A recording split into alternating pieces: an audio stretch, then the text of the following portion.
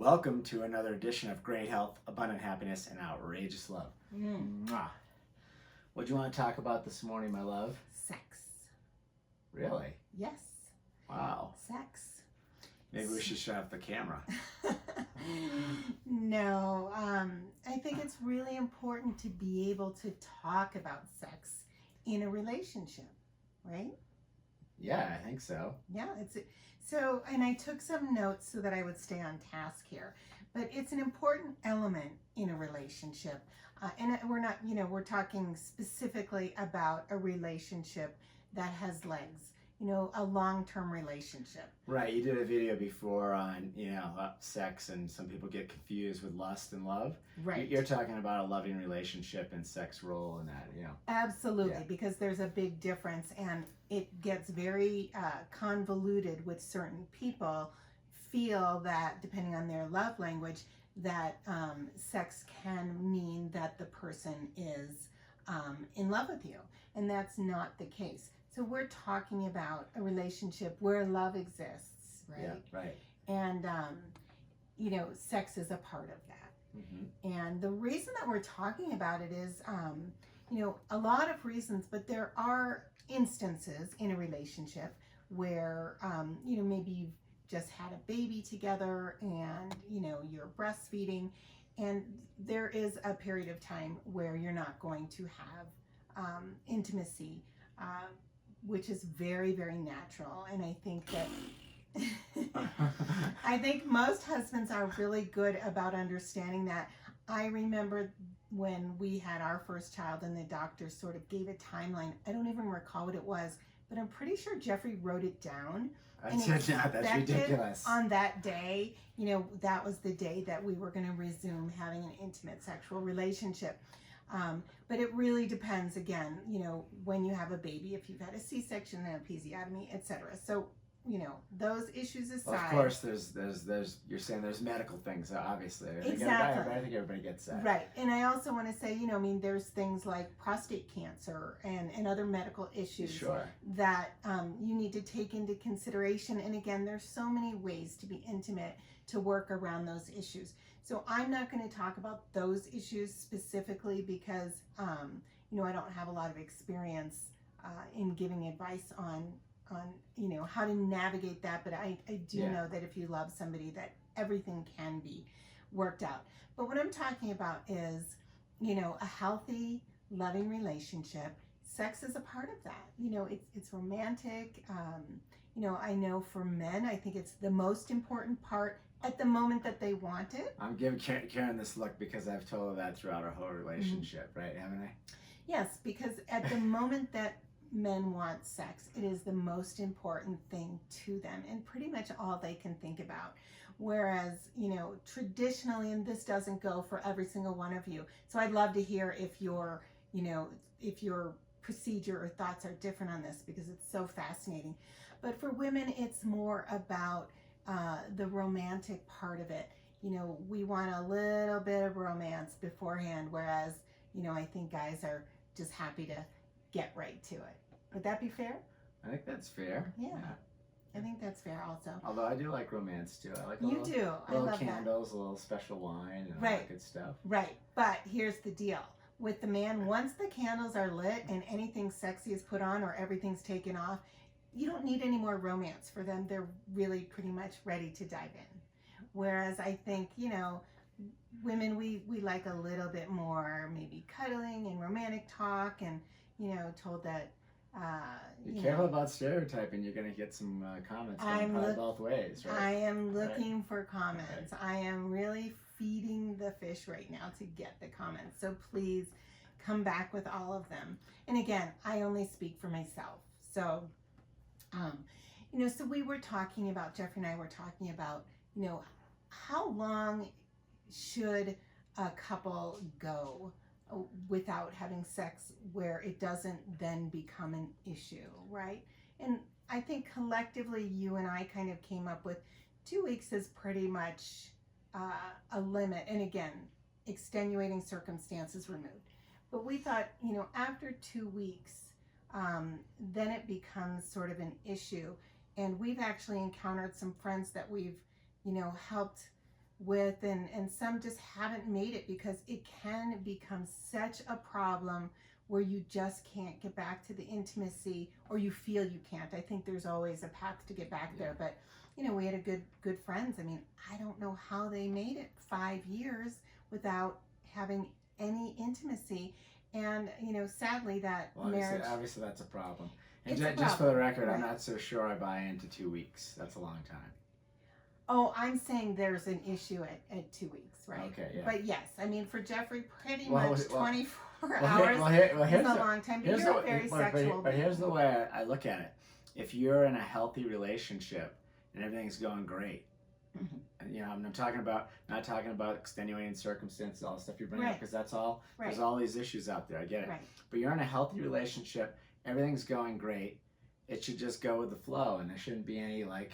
There's no I'm giving you this, or I'm holding out on this. I mean, I guess that's one of my pet peeves. And when I hear people talking about this, someone's holding out. This is going back to the gamesmanship that we talked about in the past video. I'm not going to give this to you. I'm not going to let you have this. It's not that way. It shouldn't be that way. It should be a consensual thing when everything's working. I mean, Right. We're talking about this live. By the way, Karen didn't really tell me what she was doing this on. I don't even know what she I didn't want him to have too much time to think I don't know about what she even has there in the notes, but my opinion on this is when two people are together in a great relationship, things just go with the flow. Right. And if there's too many times that, by the way, one or the other, this isn't a guy or girl thing. No. Too many times that one of them say, no, I'm not interested. I mean, how many times can someone say that before things start to deteriorate? Right. I mean, I can tell you, just growing up, I mean, guys would say things. They had a rule that if your wife denied you so many times, you had a hall pass. I don't believe in that, by the way, but you're going back to this guy mentality. By the way, women too. I know of women in our life that the guy was too busy or doing things, and he didn't pay any attention to her. Absolutely. So we have another couple that she ended up having an affair because he was not interested in her, and we're not saying right or wrong, but we're saying this is what happens. So I think we're saying, I mean, all that is, the word's not wrong. You should be able to work out any of these things. If you're in a loving relationship, you should be able to focus on each other and work through these issues. We're talking about issues. This stuff happens. Exactly. I'm just saying, in a healthy relationship, I think it should go with the flow, and I don't think there's too many times that one or the other should be saying no every time, when the time's right. Absolutely. I totally agree. And that's why we wanted to bring it up, because what happens is avoidance, right? You start avoiding each other because you're avoiding the intimacy. And then what happens, that avoidance is not a good thing in any relationship. And it starts to transcend throughout the relationship, where now you're avoiding sex. So now you're avoiding each other. Now you're avoiding being in the same home together, which puts you out there, to maybe have sex with somebody else. And we're not saying this is right or wrong. What we're saying is nip it in the bud. If you are finding yourself in a relationship where you're not having intimacy like you should, and it's been 2 weeks, make a date night and sit down and talk about it. And you don't have to plan to have intimacy during that date night. You need to plan to talk about it and find out what the big picture is. Perhaps somebody's feeling really unattractive. Maybe they put on a few pounds and they don't feel attractive. Well, guess what? You're obviously still wanting to be intimate with them, so you find them attractive, and that's so important to share that information with them, because I know even when I've put on a few pounds, or when I was pregnant, with my second pregnancy, I gained so much weight because I never got sick like I did with the first one. And throughout that entire pregnancy, Jeffrey told me how sexy I looked, and so I felt really sexy. Right? Well, I mean, that's a whole nother video, because I've always told Karen this too. Like, when I look at her, I'm looking into her eyes, and looking past any physical looks and looking into her soul. I mean, we're twin flames. We're connected. Like the looks I mean this, and you know this. I know. They and I'm become very, so very much grateful. more or less of a driver. Obviously, when we first met, that's a different story. But become so much more or less of a driver because I'm talking about a connection that's beyond all of this that we're discussing here. Right. Right. Right. And you know what happens too is, as you get older, things change, right? And you're not as young and perky as you were in your 20s, as you get older. But nature's got such a beautiful way of handling that because your eyes also go just a little bit, so things look magnificent. But it's really all about the way that you feel about each other. That's the bottom line. The spirituality Right. that you share together. It's not. What's the word? You know, you're not looking at each other cynically. You're not judging. Those few extra pounds, maybe a little tummy or whatever it is. Those aren't the things that people are focused on when they're in a really strong, loving relationship. Yeah. They're focused on the fact that intimacy in that relationship is only something the two of you share. No one else in the world is gifted that intimacy together. And that's the focus of it. And it's really nice to add a little romantic spin to it because, that air of romance in a relationship helps keep things fun and spirited, as time goes on. I mean, we're married 29 years and never a dull moment. There's so much romance still to be had and to look forward to. So, bottom line is, if you're finding that your relationship is lacking in the intimacy department, if you've gone more than 2 weeks, make a date night immediately with each other. And that's the topic. And you need to share without judgment. You need to hear each other out.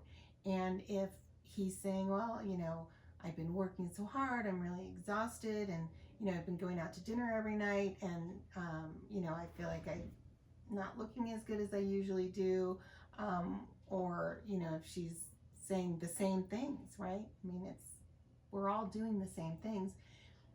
It's really important to say, I understand that. So, this weekend, let's just hang out and rest. Let's get a really good night's sleep.